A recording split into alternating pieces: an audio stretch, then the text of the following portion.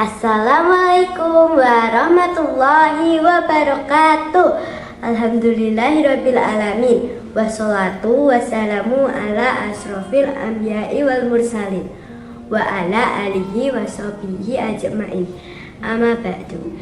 Muslimin muslimat yang dimuliakan Allah, marilah kita panjatkan puji syukur atas segala nikmat yang diberikan Allah kepada kita.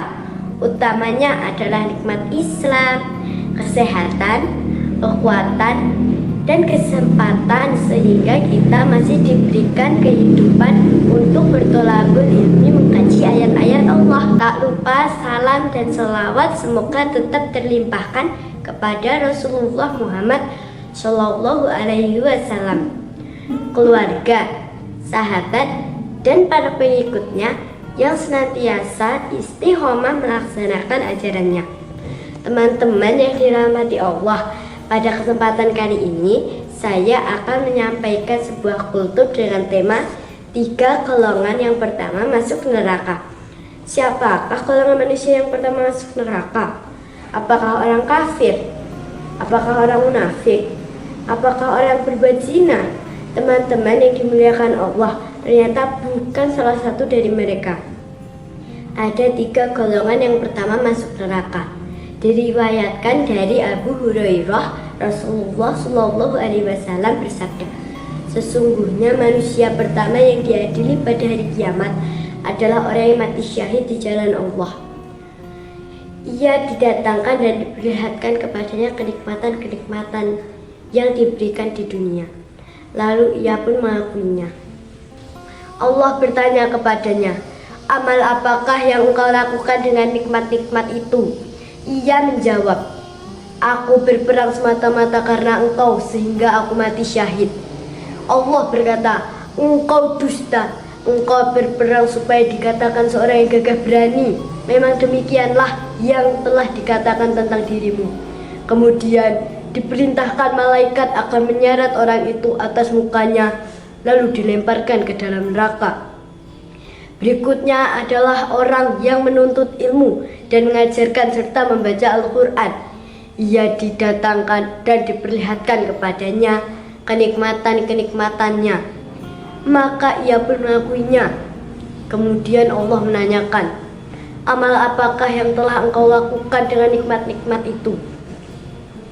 Ia menjawab, aku menuntut ilmu dan mengajarkannya, serta aku membaca Al-Quran. Hanyalah karena engkau. Allah berkata, engkau dusta, engkau menuntut ilmu agar dikatakan seorang yang alim, dan engkau membaca Al-Quran supaya dikatakan seorang yang khori. Memang begitulah yang dikatakan tentang dirimu.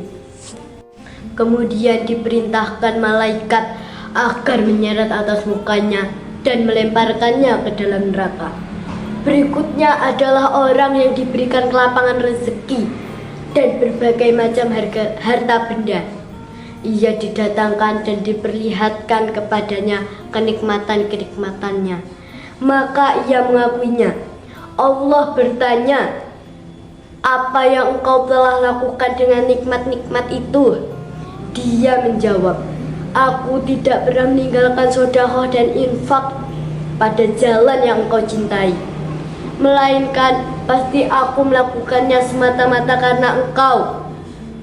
Allah berkata, engkau dusta, engkau berbuat yang demikian itu supaya dikatakan seorang yang dermawan, dan memang begitulah yang dikatakan tentang dirimu. Kemudian diperintahkan malaikat akan menyeret dan melemparkannya ke dalam neraka.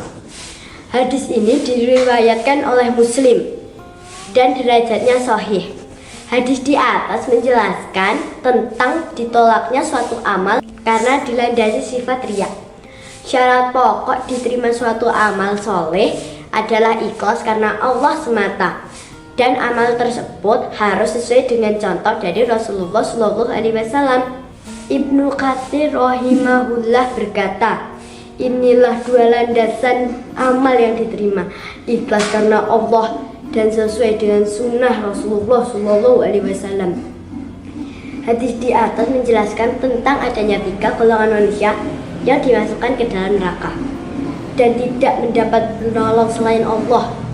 Mereka membawa amal yang besar, tetapi mereka melakukannya karena riya, ingin mendapatkan pujian dan sanjungan. Kelak di hari pengadilan, wajah mereka diseret secara tertelungkup sampai masuk ke dalam neraka. Untuk itu teman-teman, marilah kita senantiasa berusaha untuk meluruskan niat dalam setiap amal ibadah. Jangan pernah kita beramal karena riya atau mengharap pujian dan sanjungan. Demikianlah sedikit yang dapat saya sampaikan. Semoga ada manfaatnya dan semoga amal ibadah yang kita kerjakan tidak sia-sia. Amin. Billahil taufiq wal hidayah. Wassalamualaikum warahmatullahi wabarakatuh.